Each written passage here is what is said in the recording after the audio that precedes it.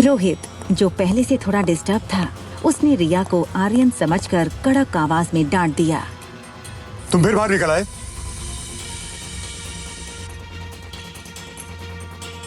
तुम्हें कितनी बार मना किया रूम से बाहर निकलने के लिए? तुम अपने डैड की बात सुनते क्यों नहीं हो? डैड, ये शब्द सुनते ही रिया की आंखें चमक उठी। उसका पूरा चेहरा उसकी स्माइल से भर गया था। डैड, आखिर मैंने आपको ढूंढ ही लिया।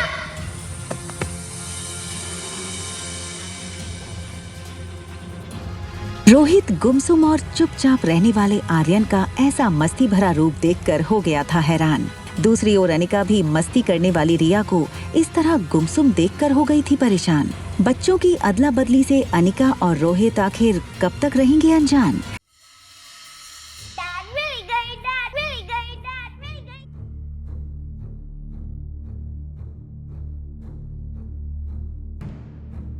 आखिर आर्यन को हो क्या है? इससे पहले तो इसने कभी ऐसा बिहेव नहीं किया था। डैड मिल गई, डैड मिल गई, ये डैड मिल गई। क्या हुआ तुम्हें? तुम ठीक तो हो ना बेटा? हाँ, आज तो मैं बहुत ही ठीक हूँ डैड। रोहित हैरान हो गया था। हमेशा चुपचाप रहने वाले आर्यन को आज हो क्या गया था? इस बच्चे में चेहरे के सिवा कोई गुण नहीं था जो आर्यन से मेल खाता हो। रोहित फिलहाल ऐसा कुछ नहीं करना चाहता था जिससे आर्यन पर कोई स्ट्रेस हो। बेटा, रूम में चलें? तुम्हारे खाने का टाइम हो गया ना? तुम्हें भूख भी लगी होगी? हाँ, भूख तो मुझे बहुत लगी है। आज तो मुझे पिज्जा खाना है डैड। आज तक कभी आर्यन ने सामने से कोई चीज की डिमांड नहीं की थी, फिर आज अचानक पिज्जा की डिमांड। रोहित आर्यन को ऐसी कंडीशन में उसे किसी चीज के लिए मना करके उसकी मानसिक स्थिति और बिगाड़ना नहीं चाहता था। हाँ शेफ, हमारे होटल का बेस्ट पिज्जा रेडी करो, या हम लोग नीचे आ रहे हैं। सारे रास्ते टैक्सी में अनिका खिड़की के बाहर देखते हुए ये सोच रही थी कि आखिर उसके पापा किस जन्म का बदला ले रहे थे उससे। क्यों उन्होंने अनिका से उसका बेटा छीना? कहाँ होगा उसका बेटा?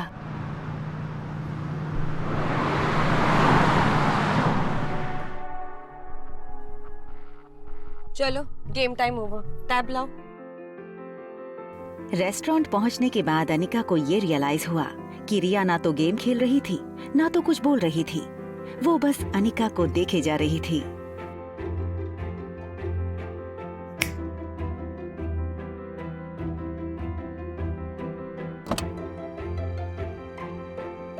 चलो, आज टेबल मैं चूज करूंगी। रिया ने ऐसा टेबल चुना जहाँ से लिफ्ट का दरवाजा ठीक से दिखाई दे। उसे अपने दोस्त को पहचानना था, ये वाला जो ब्लैक जीन्स और ब्लैक टी शर्ट पहने लिफ्ट से निकलेगा। नहीं नहीं, आप यहाँ मत बैठिए, वहाँ बैठिए। आर्यन का ऐसा बर्ताव रोहित ने पहले कभी नहीं देखा था।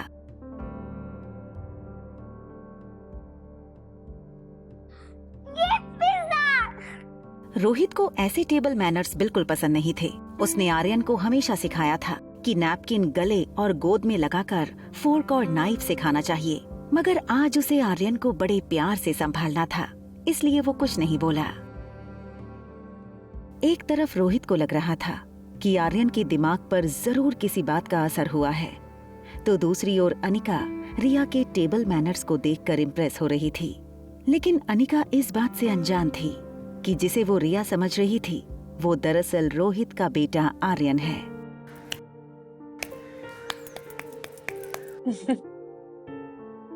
अचानक अनिका की नजर रिया की आंखों पर पड़ी। आर्यन की आंखें हमेशा थकी हुई और कमजोर लगती थीं, इसलिए अनिका ने अपनी पर्स से एक आईना निकाला और आर्यन को दिखाकर बोली, ये तुम्हारी आंखों को क्या हो गया है? ये देखो, ये सारा दिन ना गेम खेल खेल के ही होता है। Why don't you listen to your mom? Mom, I will listen to you. हमेशा बिंदास रहने वाली रिया को इतना शांत देखकर अनिका को उसकी चिंता हुई। अनिका उसके जवाब से संतुष्ट नहीं थी। उसे पता था कोई तो बात है जो हमेशा मस्ती में रहने वाली रिया आज इतनी शांत थी। Is everything all right? अगर सब कुछ ठीक है, तो फिर ये आंखें इतनी थकी थकी सी क्यों है? इतनी छोटी सी हो गई हैं। और आज इतने चुप से क्यों हो? I am fine. इनफैक्ट आज मैं बहुत खुश हूँ mom. Can I call you mom?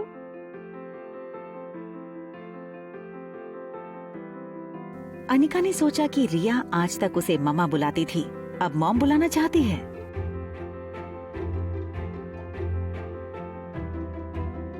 तुम मम्मा बोलो या मॉम बोलो, हूँ तो मैं तुम्हारी माँ। सचमुच? I love you mom.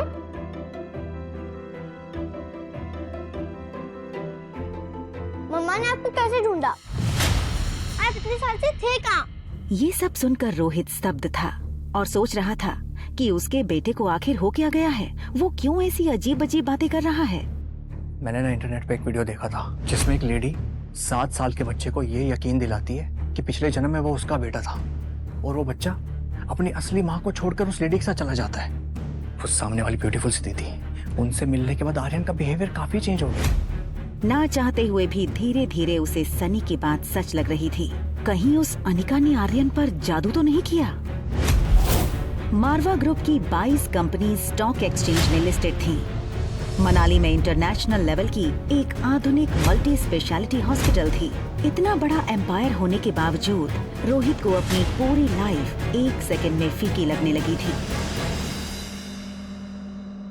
फिलहाल उसके लिए दौलत और शोहरत कोई मायने नहीं रखती थी। मायने रखता था तो बस आर्यन। रोहित आर्यन से अपनी जान से भी ज्यादा प्यार करता था, लेकिन आज अनिका के कारण उसे आर्यन को खोने का डर सता रहा था। रिया अब पिज्जा पर से अपने फेवरेट टॉपिंग्स चुन चुन कर हाथ से निकाल कर खाने लगी। तभी उसका ध्यान सामने बैठे रोहित के मसल्स पर गया। रेगुलर एक्सरसाइज की वजह से रोहित का शरीर फिट था। फ्लैट एब, टोन्ड मसल्स उसके टक्सीडो शर्ट से भी साफ नजर आ रहे थे। रिया ने रोहित के बाइसेप्स देखे और अपने छोटे छोटे हाथों से उसे दबा कर कहा, मैंने जितना सोचा था उससे कई ज्यादा हैंडसम और स्ट्रॉन्ग हो आप। मुझे एक हाथ में उठा के घुमाओ ना, बहुत हो जाएगा। करो करो करो। नहीं, पहले मैं खाऊंगी फिर मुझे घुमाना, ओके? आर्यन की कमजोर मानसिकता समझते हुए रोहित के पास उसकी बातें मानने के अलावा और कोई चारा नहीं था। देखो बेटा, मैं आपकी सारी बातें मानूंगा, आपका जो मन में आए वो करो, लेकिन आपको ना मेरी एक छोटी सी बात माननी पड़ेगी। वो जो शातिर औरत है ना जो 2402 में रहती है, बस उसकी बात मत सुन, ओके? आप ऐसे वर्ड कैसे यूज कर सकते हैं? आप भूलिए मत, वो मेरी मम्मा है। मुझे लगता है अब हमें जाना चाहिए। लगता नहीं, अब मेरा फ्रेंड आएगा। और हाँ, तब तक मैं आपसे बात नहीं करूंगी जब तक आप मेरी मम्मा को सॉरी नहीं बोलोगे। बेटा, बेटा मेरी बात सुनो बेटा।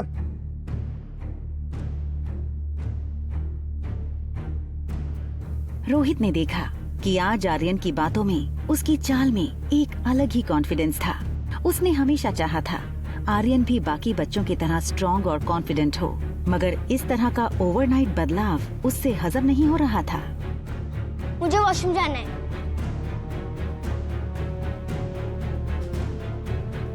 वेट, आप अंदर नहीं आ सकते।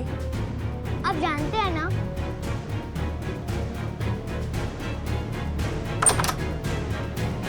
ये देखकर रोहित का सर मानो घूमने लगा।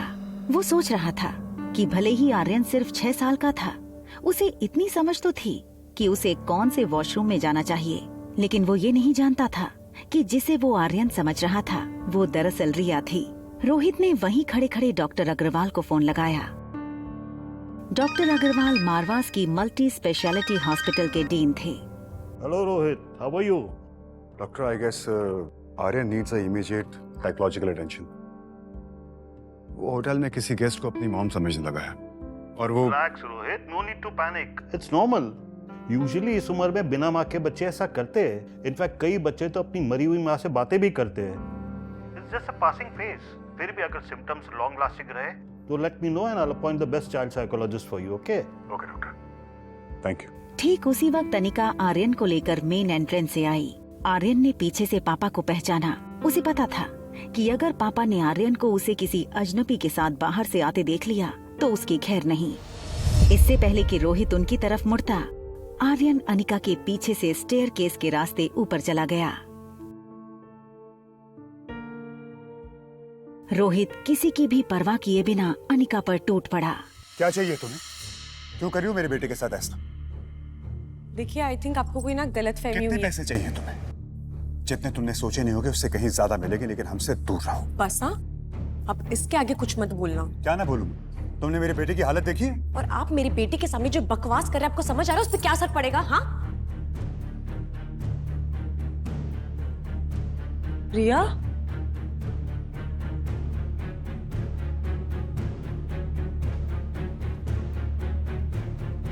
आपने अभी मेरी बेटी को देखा जो अभी मेरे साथ आई थी, वो ब्लैक कलर का?